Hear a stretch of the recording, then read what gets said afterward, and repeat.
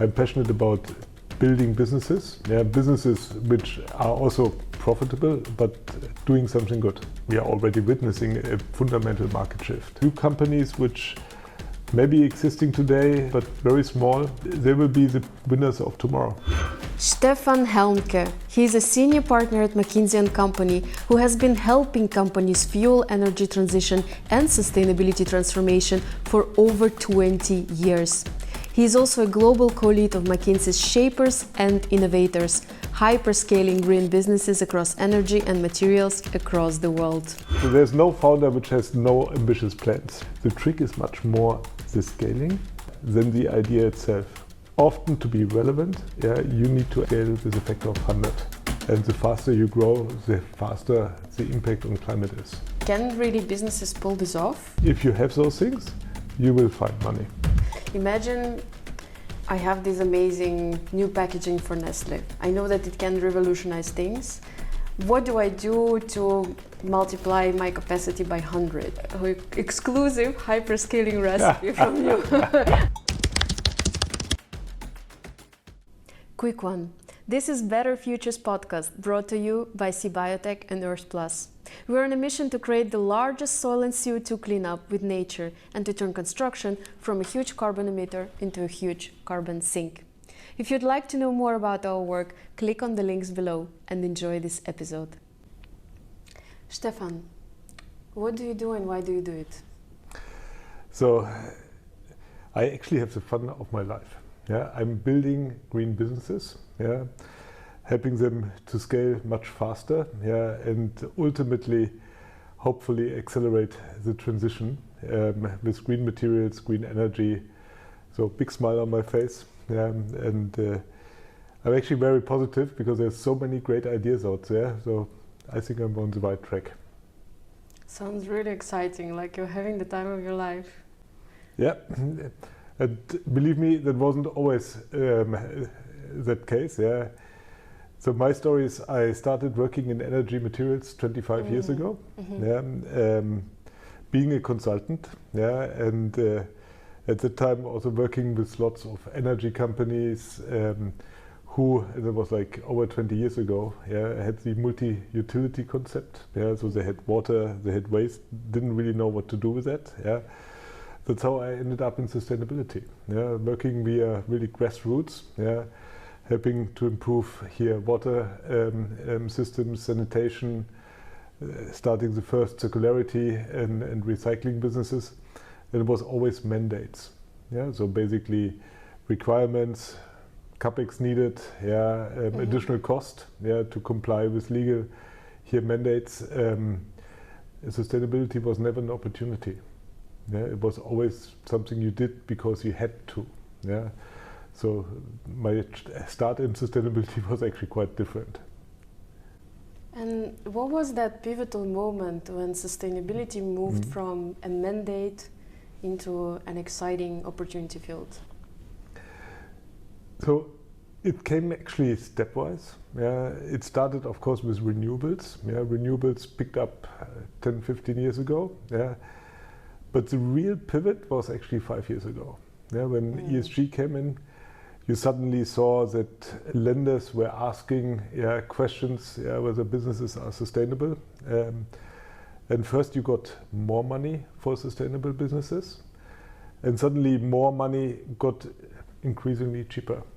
And at the same time you saw that value pools start shifting, from fossil linear value chains to sustainable or also circular value chains. And that's where I started putting one and one together and said, hey, if we get more money increasingly cheaper, and you have suddenly market growth, even unpredictable market growth, when if not now is it actually time to build a new business, a green business. That's where, for me, things changed, from sustainability being an obligation, a mandate, to suddenly becoming an opportunity. And that trend has ever since accelerated. I'm going to dive deeper into that trend together with you, but before we do that, I want to come back a little bit where you mentioned that you are doing really exciting work and that you are having the time of your life. I want to dig deeper a little bit into why you're doing it and why you're so excited about it. Mm-hmm. What was that pivotal moment where you felt, I really, really want to work on sustainability together with businesses and drive this transformation?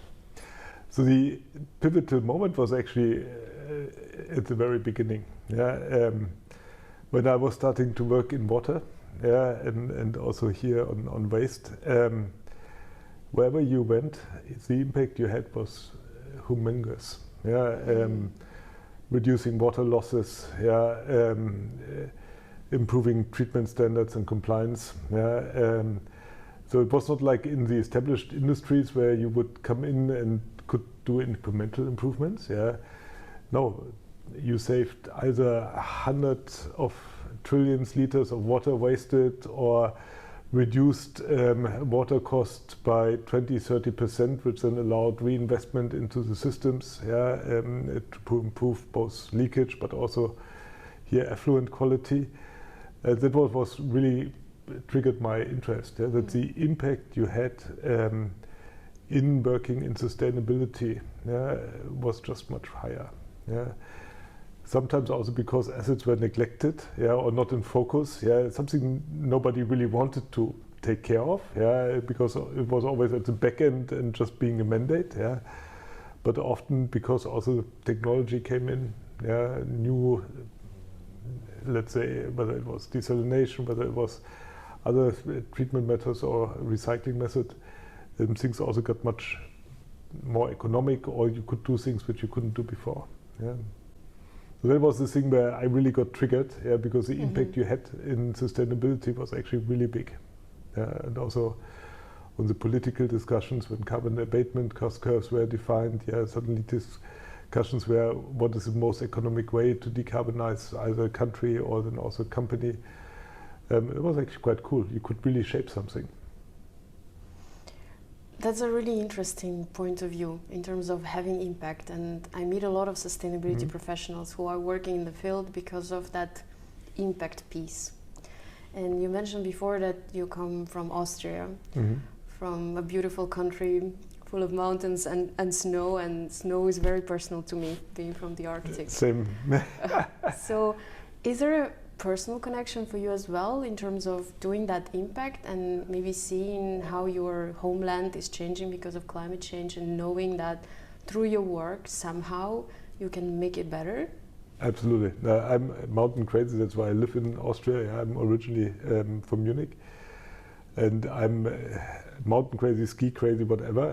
And if you see how the mountains are changing, the glaciers, and it's no joke. I mean, even within the last 3-4 years, you could go summer skiing on the glacier. You can't do that anymore. We had now the 2 worst seasons for skiing, and both my kids are ski racing. So I'm really often in the mountain.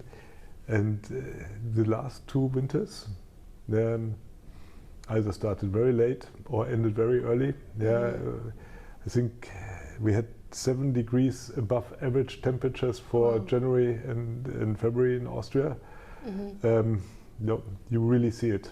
And of course, I mean, I'm passionate about building businesses. Businesses which are also profitable, but doing something good. You're not only producing something, but you know that everything which you produce actually substitutes something else. And the faster you grow, the faster the impact on climate is. So it really comes from both ends. Wanting to do something that actually helps the transition, and while actually scaling businesses which are also then hopefully for Europe, be a chance to remain competitive. Because I do think that the innovation we have on climate technology in Europe is actually really strong and deep. And how do you see climate change impacting local communities? Well, on the simplest level, with the weather, whether it's drought, whether it's here storms or whatever, you have, let's say, the impact that people are impacted in here from more from nature than before. Yeah. But then also, if you look at the economy, I think we'll see a lot of energy-intense, polluting industries being challenged. Yeah. Jobs being at risk. Yeah, and then ultimately, hopefully, replaced by opportunities in more innovative and more sustainable companies.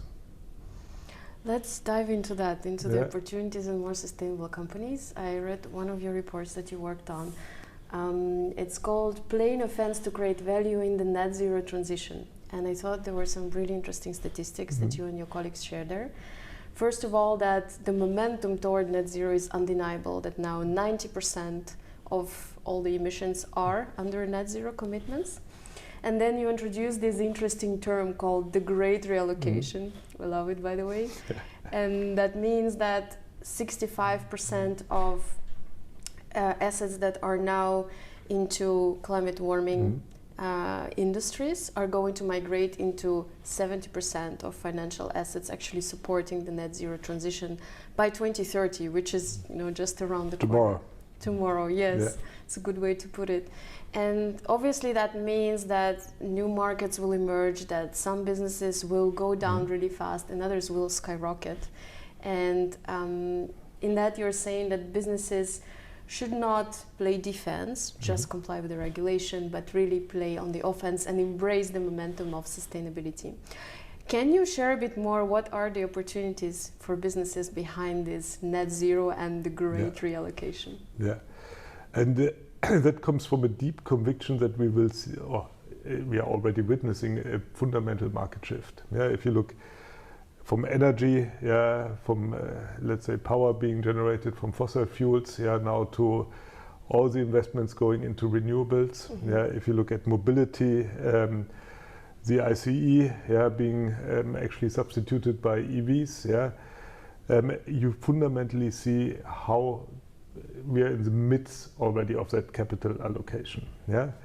And where I strongly believe and really get excited is if you basically use the money you're spending, either if you're defensive, paying carbon tax, or other abatement, if you reinvest it, in these new value pools, you can benefit from those. It's not lost investment, but it's really money which is put to good use.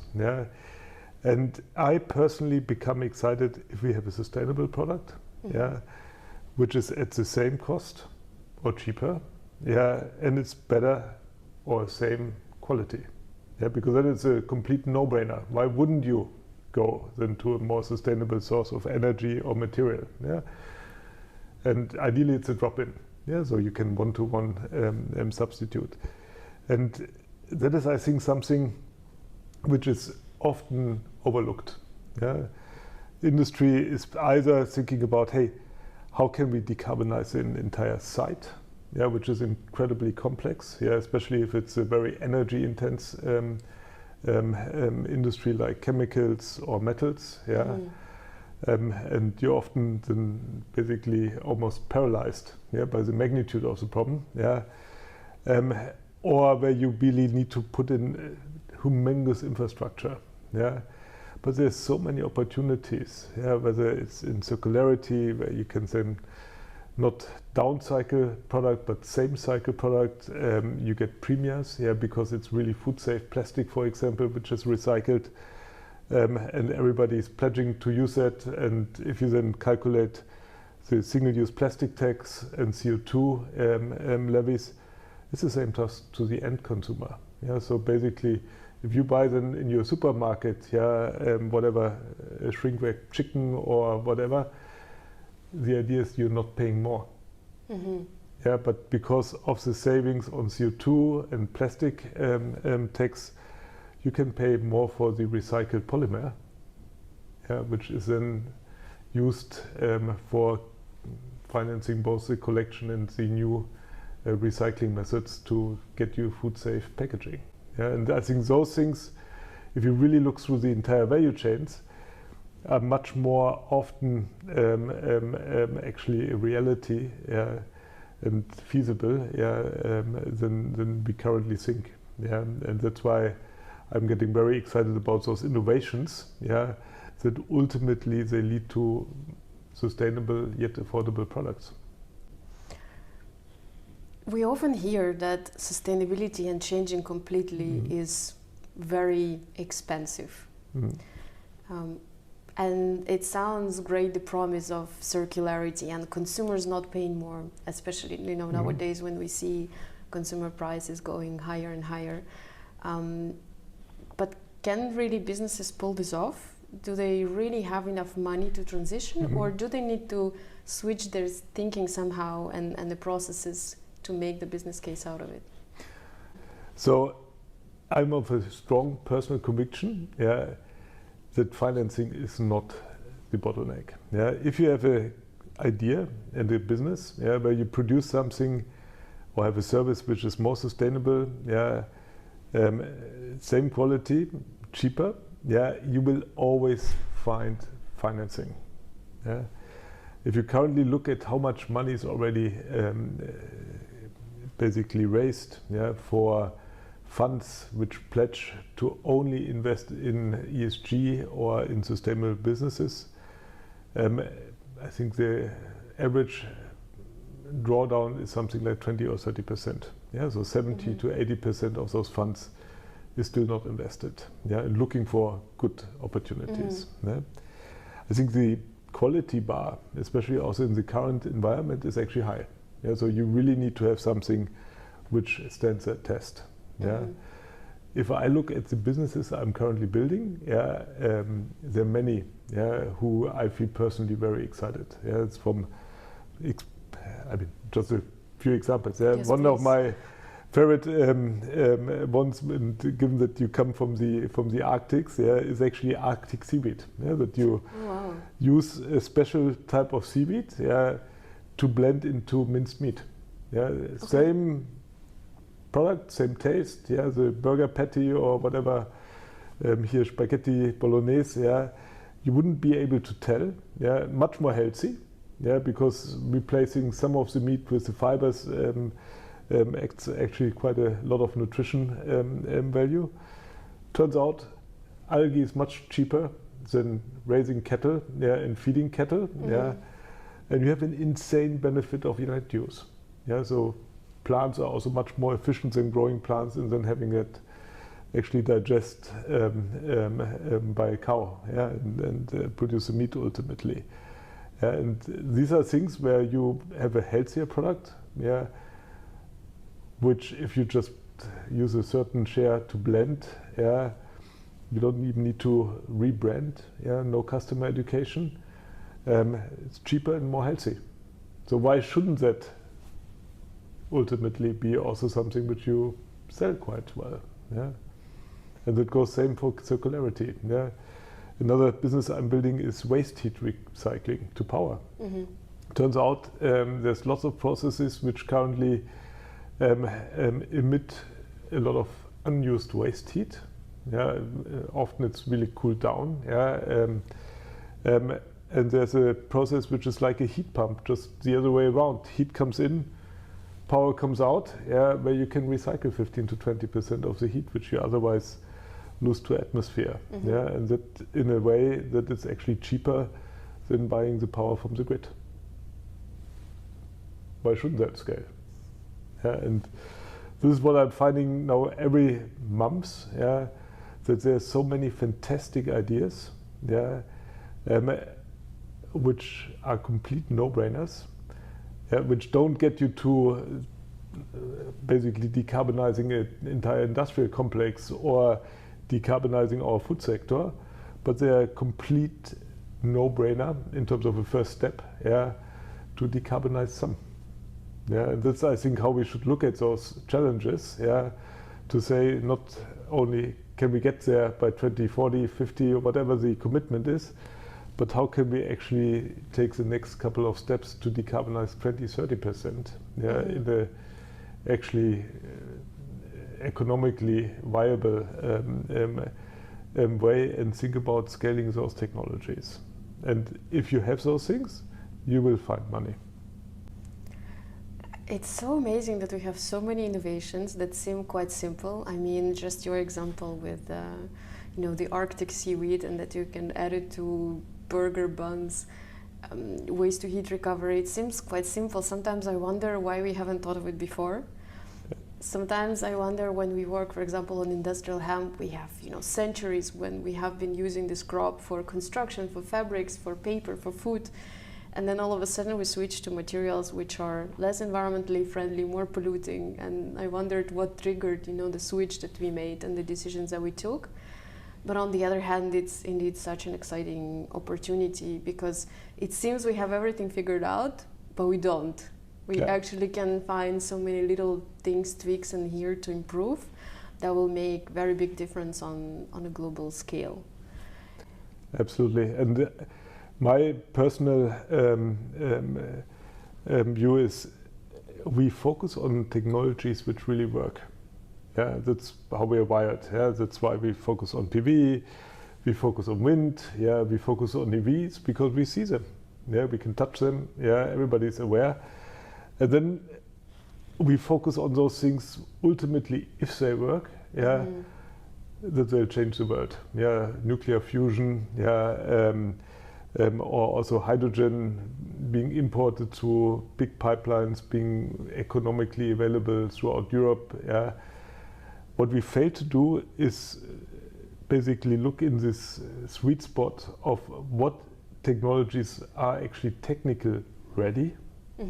Yeah, to be scaled over the next 5 to 10 years, yeah, which might be more incremental overall, yeah, but they work, yeah, and they get us actually quite a long way if you combine them, yeah, in the transition. And I think this is a bit a collective blind spot, yeah.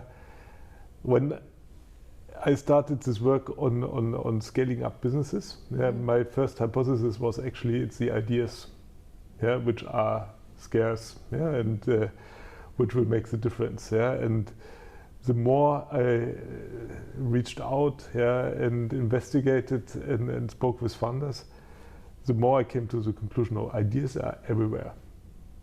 That's fantastic, right? It's fantastic, seriously. Like every week or every 2 weeks, and my aim is really to get to know 2 or 3 new companies per week. Yeah, every 2 weeks I find something which I say, bloody hell. Yeah, it's that simple. Why don't we see it everywhere? Yeah, and what I also found is that many of those founders, yeah, they're deep technical engineers, innovators, and that's why I'm now passionate about this hyperscaling. Yeah, because often it's much more the business model, yeah, to turn an innovation, yeah, which of course you can sell, yeah, as equipment or whatever, yeah, and each of that makes some impact, but incremental, yeah, to really think the different way around, yeah. So if we want to deploy that, yeah, if we want to help a company save whatever 20-40 gigawatt hours a year, yeah, how can you actually then do an energy as service or a different business model? Yeah, that you have a partnership, you have an uptake, yeah, you can then also use it to get cheap financing, yeah, for those assets. So how can you construct a business model, yeah, that allows those businesses to scale? And that's more where I came over the last 2 to 3 years to realize the trick is much more the scaling, yeah, than the idea itself. Yeah, ideas are actually plentiful. And there's fantastic innovators and founders out there who have brilliant ideas. I mean, like yourself, yeah, using hemp or similar things to construct biological construction materials, insulation or laminated wood boards, yeah, where you replace the wood with hemp, but also that you can decontaminate ground, yeah, that you can clean up ground over a certain time, and suddenly you have land which is much higher valued, that you can combine it also with carbon credits, yeah, and really credible abatements. And that's the things where you combine 2 or 3 things and suddenly you have something which is actually quite unique. Yeah. Thank you. We are actually incredibly excited about what we do, and I think we are liking a bit in those holistic solutions where we don't just look at improving one thing, but we look into solving several things at the same time, like regenerating nature, decarbonizing construction, and making products that are superior and safer for our own health as well. I think we've been under the paradigm that simple scales, but actually my personal belief is that maybe that got us into the mess that we have created, and we have to think ecosystem-wise, like nature. Yeah. Nature is complex, but it's also incredibly smart, and I think we can learn from nature on those interdependencies, and actually these interdependencies are what's making these business innovations. Like coming back to the seaweed example that you made, you need to kind of combine the Arctic and the seaweed and the meat industry, which things that are these things non-combinable at the beginning, but actually they are. And this way you can come up with really new innovations. And there are two really interesting things that you said before that I want to emphasize. Maybe the first one is that, and do correct me if I got it wrong, but I had a feeling that we are looking for this silver bullet where we will, with nuclear fusion or other big solutions, fix climate change and nature degradation all at once. But actually, we are maybe failing to look at the small steps that we can take every day, which will compound. And I really like the statistic that we improve just 1% every day. By the end of the year, it's going to be, I think, 37 times better than at the beginning. And I think that's really critical thing that you said, that we always look for the moonshot, but maybe we just have to continue every single day to, focus a little bit better than the day before, and a little bit better than the day before, and then we are much farther along. And then the second thing that you said is about business models and hyperscaling. So I really want to dive into that. Imagine businessmen out there, or a lot of passionate sustainability professionals, and they have these amazing ideas, like you said, and which gave me a lot of hope that we have a lot of those ideas. How do they hyperscale those ideas? Yeah, and you just mentioned it before. Yeah, a lot of those innovations require a bit different way we think about value chains. Yeah, and also the ecosystem. Yeah. And this is where we often start thinking about how can we actually hyperscale these, not having in mind, hey, we're producing now something like here, for example, for the recycled plastic, where you have a resin which then goes into converter, which ultimately produces a film, which ultimately goes to a printer and then ends up at whatever consumer good or retail who's packing and then marketing the product. Yeah, you often need to go at the very end of the value chain. Yeah, to the retailer or the consumer good industry player in this case, who's making these products. Yeah, who's making a pledge. Yeah, and who actually is really interested in selling it. Yeah, and who wants to have a greener product, which is affordable. Yeah, so you have to go to those end customers, who really ultimately benefit from having your product in the beginning of the value chain. Yeah, and for them you need to have scale. Yeah, because whether it's a Danone, Nestle, or whoever, if you just have a couple of kilotons of that recycled plastic, I mean, they could potentially convert one of their products one day a year in some location, to sustainable packaging. Doesn't help. Yeah, so often to be relevant, you need to actually have a path to really scale up fast, and help them to decarbonize or convert 10, 20 or 30% of their packaging now to sustainable packaging. Yeah, then you're also talking suddenly with the management in terms of creating partnerships. They commit to offtake arrangements, multi-year offtake arrangements, which you can then take, to your financiers, investors, to actually really commit, money and investments for you to scale, and that's always the first part. Do we have a product, which is then really helping my end customers to meet their targets and pledges? And then how can we actually step change our scaling ratio. If we just, maybe an interesting statistic, if you look back what we achieved with renewables, so wind, solar, we scaled it with a factor of 10 over the last 10 years. Nice. Yeah. If we look forward, and you really want to help those companies, the consumer goods, or also here automotive or whatever, fulfill their pledges, over the next 10 years, you often have to scale with a factor of 100. Okay. Yeah, whether it's Now we're talking. batteries, whether it's here new circular loops. Yeah, so this is really 10 times what we achieved before. Yeah, and for that you also need to think differently how you scale a business. Yeah, so when we work with materials companies, for example, with chemical companies, who are supplying the materials for EV batteries, often you have this mindset of we need to have one plant, one product, we produce it a number of years, we improve the reactors, we improve the technology, have the next generation. And in hyperscaling businesses, we call it plant as product. Once you have something which works, we actually find that building the next 2 plants then in parallel, and then the next 4 plants in parallel over the next 2 to 3 years, is creating much more value, and also helps bringing this material much faster to market than this classical approach to build, optimize, next generation again, commission, optimize, etc. So it's much more really an industrialized way to print those plants, cut, copy, paste, and multiply capacity every 2 years. And that's a bit how we think about then also scaling these production value chains.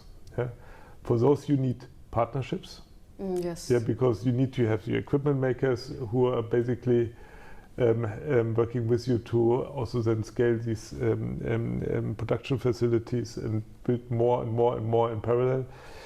You also need to think about partnerships for feedstocks, for energy if you need that, and bring this whole ecosystem approach also to life. We strongly believe in partnership. Many of those things, cut across the established value chains, and are beyond your own control to basically build that. That's why we really believe in partnerships. Okay, let's dive a little bit deeper into that. Imagine I have this amazing new packaging for Nestle, but I only have a few of it, right? I did the prototype, I know that it can work, I know that it can revolutionize things. What do I do to multiply my capacity by 100? Like, where do I start? Who I go to for partnerships? Just to maybe give a little bit very practical tips and very exclusive hyperscaling recipe from you. I think that would be priceless for our listeners. I mean, often we start from the other way around. You have an innovation, a process innovation, a technology, which ultimately helps Nestle here to have food-safe plastics, or where you basically, for example, if it's a battery play, have whatever it is, lithium or other battery materials, and you are convinced this is actually either more sustainable, it's cheaper, and you're already in the TRL 7, 8, that's kind of technical maturity. So you're out of the laboratory, and now it's about engineering, and basically getting this product and the supply ramped up, Then it's really about going to the end customers, whether it's the OEMs, whether it's in the Nestles, etc., and pitching your innovation in a way, that for the end user, it actually is a complete no-brainer. Okay. Because you're replacing something or you're introducing a new, more sustainable material or energy form in a way that is more competitive than whatever fossil energy they're using, if it's a energy startup, or replacing something which is basically now a hydrocarbon-based material with a sustainable material. Maybe not at the same cost, but if you factor in everything they save on carbon emission, or on I mentioned single-use plastic tax. This is also a concept for other materials, where they save something, and ultimately, if you add the savings up to your material, you're on the same cost, And then it's really pitching this to the end customer in a way that they say, hey, wow, now we have an alternative, which will be economic. So we're not compromising our profitability at the sake of sustainability. And where you have a critical pathway for them to build up this capacity they need. Same goes also for textiles. One of the areas where we pretty much at the beginning of the journey. If you have a sustainable leather or sustainable fiber, and you can prove to an H&M or an Inditex, that you can then supply them, because they need lots of that, in a very distinct time frame, with something which is sustainable, better, also recyclable at the end, they will listen. Okay. And then you need to really come to a very, let's say, credible scale-up plan.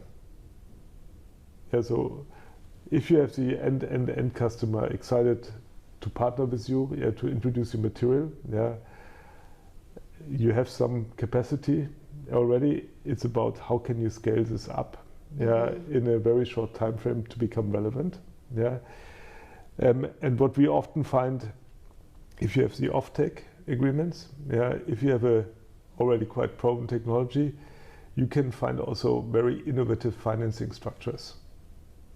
That you, for example, have an asset co or an SPV, which finances these assets, like if you look at solar, or renewables, a very often used concept, where you have a dedicated financial entity where those assets are held, which, because everybody's looking for sustainable investments, actually has a lower financing cost than if you would finance those things out of a, let's say, existing company, or also maybe a not sustainable company. Oh, really? So it's actually lower financing cost. So for it's lower financing solutions. cost for sustainable technologies. Often, That's good news. That's good news. And then basically you come to a setup where you can then also scale up this capacity very attractively, because you're tapping into those sources, and that makes you then even more competitive at the end. And then basically the recipe starts to work, because you have something which is economic to use, which has a very credible scale-up plan, because you're not reinventing the wheel every time, but you're building the same thing again and again and again and again, and you're using that cheap or cheaper available ESG-linked finance structures, to also get more affordable financing cost, and suddenly you have a recipe that works. Amazing. So we have three pieces. We go to the end consumer. We pitch in a way that the product is better in terms of sustainability and in terms of cost, at least at par with the traditional ones. So it's a no-brainer. We have a very credible hyperscaling plan, and then we go to the financing structures that are actually better for us than traditional ones. Now, a question. I can imagine that for many founders to build up a credible hyperscaling plan is not something that just comes out of their head, one thing in the morning when they wake up. And you have this amazing program at McKinsey called Shapers and Innovators. Can you tell a little bit more about what you do in that program and how you help actually, very promising startups and green businesses to hyperscale? Yeah, I'm very happy to. And that is a recipe which we built actually working a lot with those fast growth companies. And what we found, so there's no founder which has no ambitious plans. But sometimes they work out. Sometimes they're more challenged. And what we did is actually we scanned literally hundred thousands of startups, scale-ups, or also spin-off of basically established companies, and really looked for the proof points, that this is actually a scalable business, which is basically, hey, the technology is ready, it should be in the money, compared to non-sustainable alternatives, and that is something which basically is not the ultimate solution, which lots of technical risk, or uncertainty, but a very pragmatic step which you can take, and then from reaching out to those businesses, working with those businesses to scale them, this is where we distilled a bit this hyperscaling recipe. And if we now meet founders or startups, we really put their business model to test, and their scaling roadmap, and this is often where you immediately see, that you can actually working together, either get the right contact to these end customers, or also, I mean, think Tesla. Tesla basically, when they think about their gigafactories, they put capex, and how you actually replicate capex across the world and shorten and then build every facility 30% cheaper. They put out those innovative ways to think about scaling capacity. So we think also, can we work with the founders to apply similar recipes, and then also with investors, how we can actually construct in a multi-tiered structure where you have, for example, the top co, but then use these asset cos or SPVs also to deploy the assets, and basically debottleneck the whole investment part of the equation, and often you very soon come to a kind of refined business plan, which either might be more ambitious, or it takes a bit more, let's say, feasibility to the existing plans to scale them. And almost in all those cases, where you find actually that yes, this is really a cool technology, you find a refinement of the business model, or the commercial model to scale that. So as McKinsey, we're not, I mean, we would never dare to say, hey, we can actually accelerate the technology development, but often technology doesn't turn out to be the bottleneck.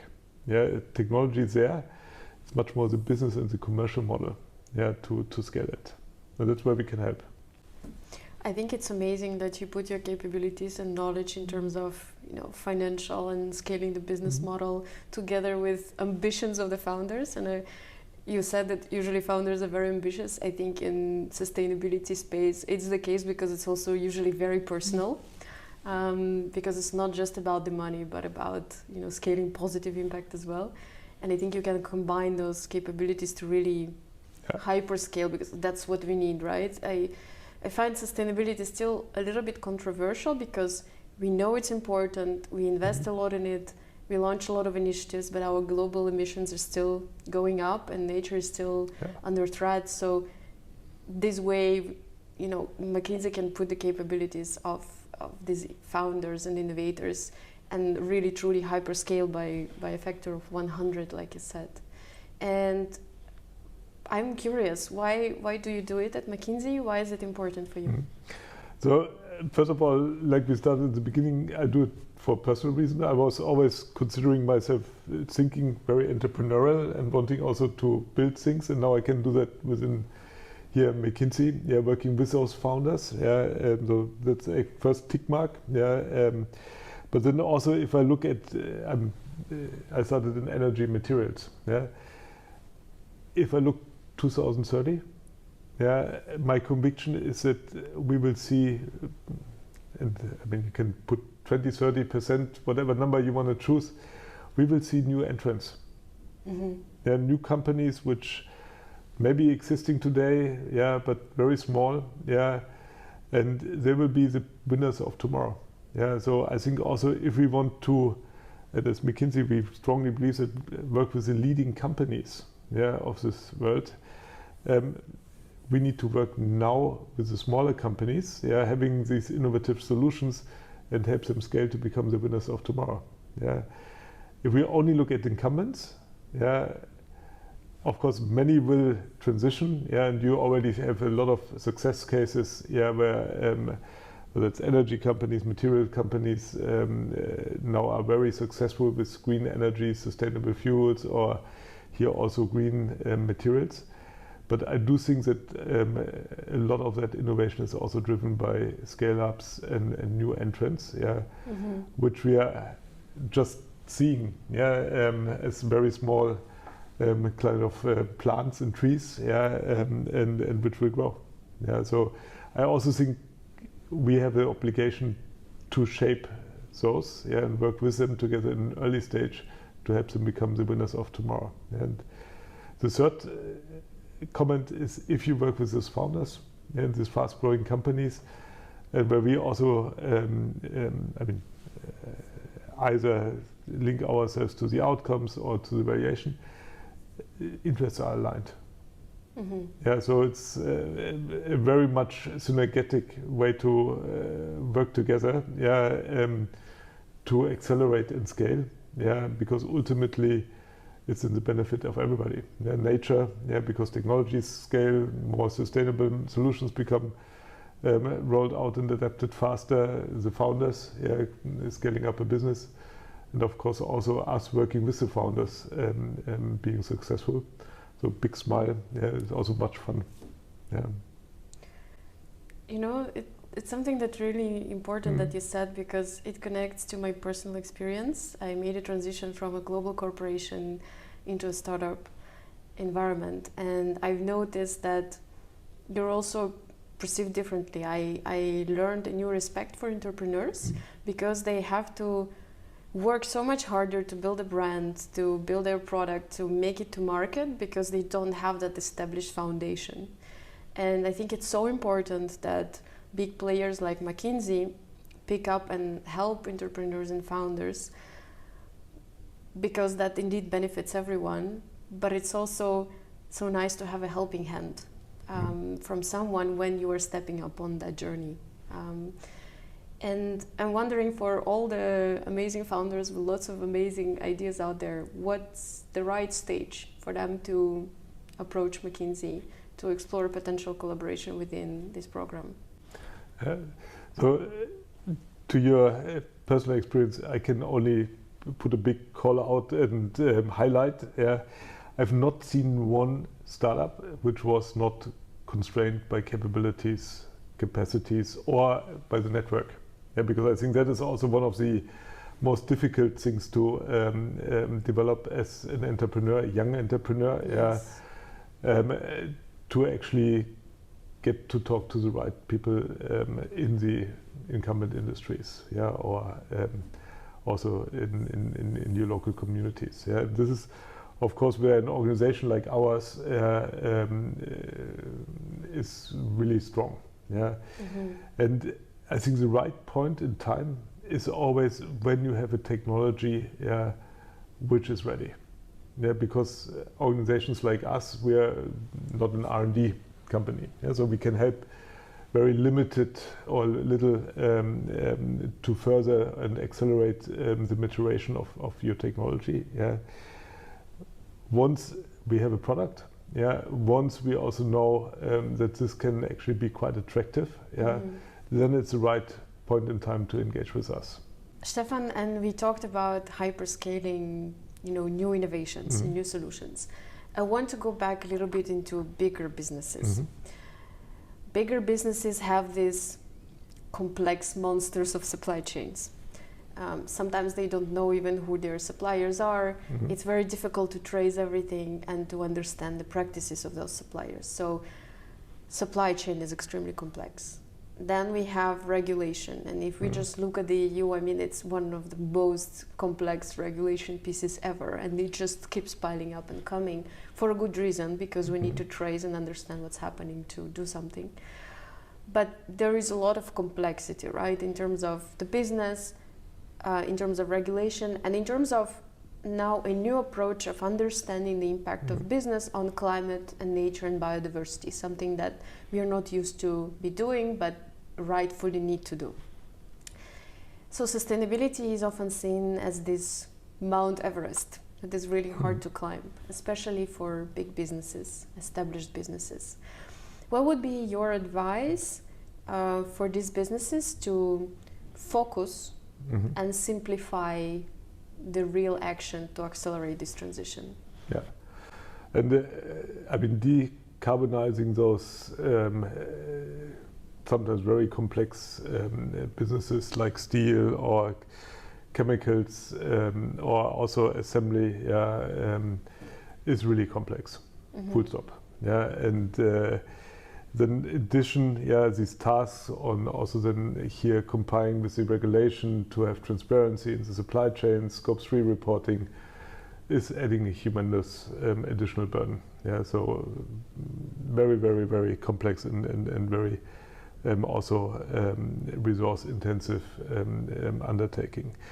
So my honest advice, we call it decarbonization transformation, is also to look a little bit more from what are the next steps which I can take, instead of just looking at the end, how I can change my entire production setup. Do I need to basically relocate my entire asset to somewhere where I've got much more renewable, whether it's Middle East or wherever, and really also take it stepwise.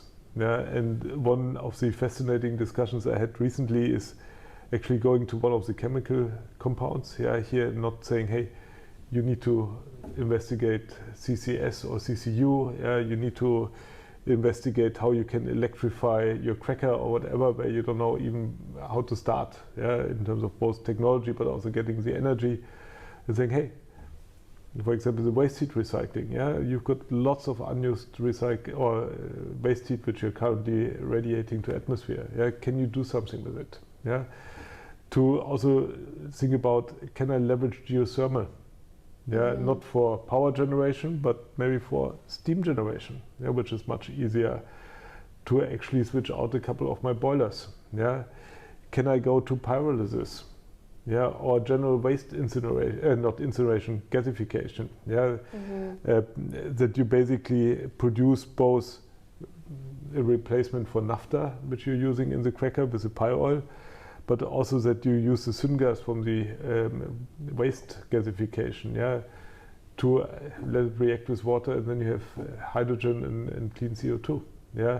So there's many of those innovative steps, but you can then also use, maybe not to decarbonize your site, but to actually go quite a step in the right direction in economic solutions. And it's then finding much more also the puzzle, of those technologies, and how you can deploy them, which is then totally in your discretion and control.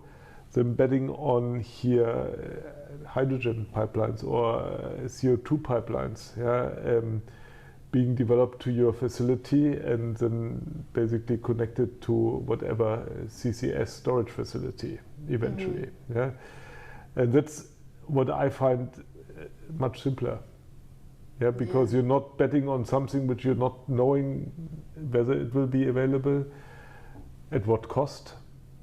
And you now need to make investment decisions in your facilities, not knowing ultimately whether they be economic to run in the future. To, hey, I can get my 2030 commitments, reducing 30-40% or whatever, deploying those type of available technologies which are in my control. That changes your perspective. Of course, you then still need to do all the investments in providing the transparency, the platform, that you can know what CO2 intensity goes into the feedstock and the products you're buying, and then also ultimately to your supply chain. But at least it gives you a very much more credible, and also pragmatic start in decarbonizing your own facilities. Okay, so smaller steps that will compound in the end and bring a bigger result. Yes. And I can imagine as a CEO of a big business, I would be torn a little bit in terms of investing in sustainability and the bottom line, the revenues of the business. I saw this interesting research from Accenture where they looked of investing $1 back in 1993 into high ESG performance versus medium ESG performance. And what they discovered is that by 2020, the value of the companies that were high ESG performance was 2.6 times higher. And I'm wondering, because on looking on the outside, it seems like a no-brainer that as a CEO, I should move into the direction of sustainability because it also raises my company value. Do you see these statistics translating across the industries and sectors? And if I take this decision to fully embrace sustainability, how quickly will I see the returns? Yeah. There's actually two different questions. Yeah, the one question, if I'm the CEO, where do I invest my next euro or dollar in? Yeah. If you're thinking about decarbonizing, I would always also suggest you do that if it's actually in the money. Yeah, and not only basically an obligation, or a carbon tax or whatever, because that euro or dollar is lost. Yeah, if you basically invest in something, it can be as easy or simple as putting solar cells on the rooftop. Yeah, if you do that in the right setup, and then the power is actually more economic, cheaper, than the one from the grid, you should do that. Yeah.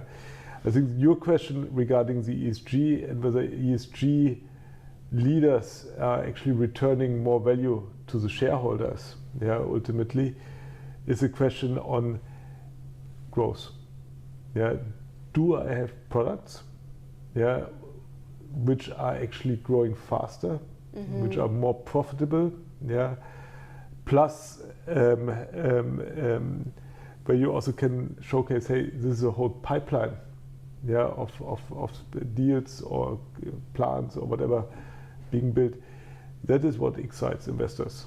So that's my personal view. It's less the money you spend on decarbonizing existing assets. Those need to be in the money, or you need to have an economic argument to do that. But the real difference is the investments in growth. In new sustainable products, which ultimately will grow faster and be more profitable. And this is also where you then see investors becoming really excited. Because if you have a company which basically, and I mean, lots of examples, think Northvolt or whatever, which suddenly has a credible pipeline, of big assets coming online, generating a very healthy cash flow, of course you're excited. And of course those businesses will have a much higher multiple, than businesses which grow at 2 or 3%, because they grow by a factor of 10 or 20. So also investors know that it's not only now giving them some returns tomorrow, but it'll actually multiply. The money you're investing. And therefore, we've also looked a lot whether you can find a correlation between ESG rankings and then valuation. I think the much higher correlation is whether you invest this into exciting growth businesses. Growth business will always be valued much more attractive. And that's my steer. That you basically think about which areas will offer me this fantastic opportunity to grow truly and also sustainable business. And if you find something, super.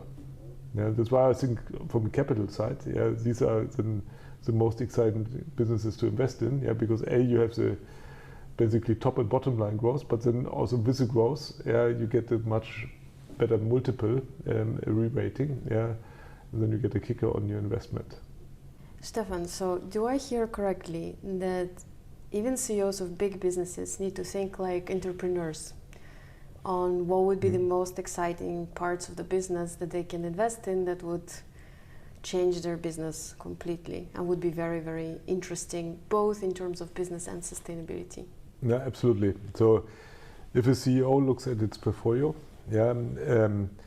and has an opportunity to grow one part of that portfolio, either a new part or an existing part, I'm actually convinced that the investors will already look and give credit for him basically changing CapEx, funneling CapEx to that part of the growth business. Often when we looked at individual success cases, as soon as you saw that this new growth business becomes visible, so being 10-15% of the company's revenue, and that you allocate 70-60% of the total CapEx to that, you saw that actually the multiple changed. From a legacy 6-7 times EBITDA multiple to often then a 12-13% sustainable a multiple. And if you really then get the majority of your revenues or also cash generation potential from that new part, then you even get the kicker to become a growth business. Circularity. It's a really fascinating piece to me. We put a lot of emphasis to it at c-biotech and Earth Plus to make sure that materials that are bio-based in restoring soils, but also fully circular, to eliminate waste that is there in construction and to store carbon for longer. But I checked another report from McKinsey where you participated, and I found really staggering statistics. So it says that 80% of materials are now thrown away and never recovered. And that represents $2.4 trillion a year. So it's insane that we are throwing away so much materials and so much money. And then the report says that by going circular, just European consumer goods companies can get to $500 billion in annual revenues by 2030, which is basically tomorrow. So my question is, the business case seems really solid. Companies can make money on it. In terms of sustainability and impact on nature, it's also really solid. I mean, there's 80% that we are wasting that we can actually turn back, right, and use it again. And we need then so much less extraction in new materials. How do we go practically from linear economy to circular economy? Yeah, so circularity is really one of my favorite topics, so I could go on for hours on that.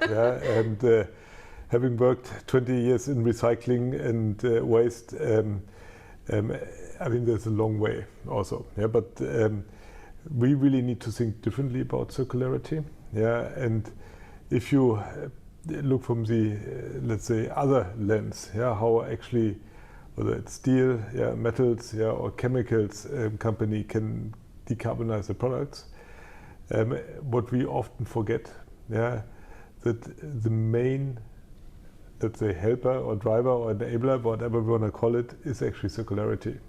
So if we look, for example, here at green steel, using this direct reduction via hydrogen, and people get excited about where the hydrogen comes in, and how much energy or how we get the energy for the hydrogen production. What is often overlooked, that in that process, the scrap rate, so the amount of recycled steel, goes from 5% in the current blast furnace road to 50%. That's a big change. So we tenfold the input of scrap, and the quality requirements of that scrap are getting much higher, because basically we want to produce sheet steel for our cars, the body, then basically using 50% scrap in that new process requires that we almost use virgin type of quality scrap, for that metal, and that's what's basically happening now, that you need much more recycled material, and it's throughout, whether it's steel, the example I used, whether it's chemicals, where everybody wants to go to now food safe packaging, recycled, you need new innovative processes. So you're not downcycling, which you did pretty much everywhere up to now, but you're same cycling. So you use new innovative processes, which have a better performance, and where you can, for example, shred steel instead of just cutting it, to really small particles, which you can then use technology to really sort it much better.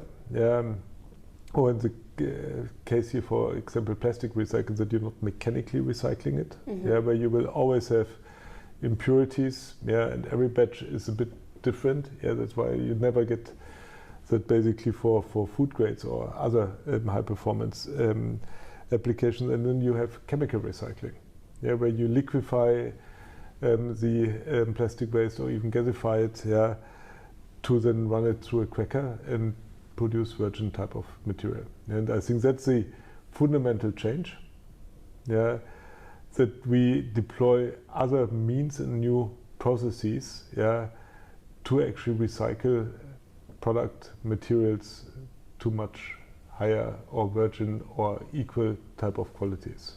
And this is what's kicking in, and where throughout you see lots of innovation again, new technologies which suddenly earn the money. Because if I compare blast furnace route now to a hydrogen-based steel making route, energy is more expensive. I need better ore. I need HBI capable ore, which is much more expensive. So suddenly increasing the rate of scrap is actually helping me economically to make this a viable product. Nice. And that's why we see that there's more and more, let's say, circular products now being put in those chains, helping them actually to become economic. And that's where you'll see a transition. It's a complex one. If you think sustainability is complex, circularity in itself is a complex animal. With every material, every quality of every material, so needing a different approach. But this is where suddenly circularity becomes much more economic and not just a legal obligation. And such an interesting piece of puzzle to solve, to think differently. But half of the businesses I'm building are in somewhat or 100% circular businesses. And this is where you use biomass, which is otherwise wasted, and even then rotting and producing methane. And you convert it. Even one of my the new ideas I came across is that they're then converted to a drop-in substitute for hard coal. Which you can then transport and then even use in conventional power stations, to suddenly produce green power. And those things are truly exciting because that also limits the amount of capex to build these new value chains. So if we can find those things, there will be a big part of the puzzle to come to an economic and affordable transition. Amazing. Stefan, are you hopeful for the future of sustainability? I'm hopeful. I'm actually, the more innovation and the more technology I see, the more I think, hey, this is a feasible puzzle. It's hard, and not straightforward. Whether we actually accelerate to the required pace, I think needs to be seen. But I'm hopeful that we have more and more, let's say, feasible steps in the right direction. Whether we arrive where we need to go to at the time we need to get there, remains to be seen. But I'm actually quite hopeful that there's lots of things we can do. Stefan, thank you. You put a giant smile on my face at the end of this podcast, because we see so much news in terms of climate changing and extreme weather events, and we see a lot happening, and sometimes it's a lot of doom in the news. But actually, you really gave me hope that there are so many innovations around there, so many great ideas, so many different things into looking into how to build better businesses that are regenerative for the planet.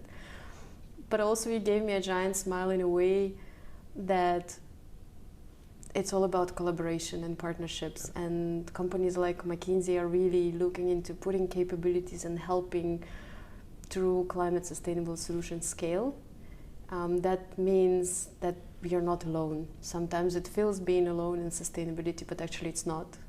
And for me, that's one of the biggest takeaways of our today's conversation. And thank you so much. I'm really, really grateful for that. No, thanks for having me. And if there's one message I hopefully conveyed today, there's actually lots of things which make sense, both economic and also from a sustainability point of view.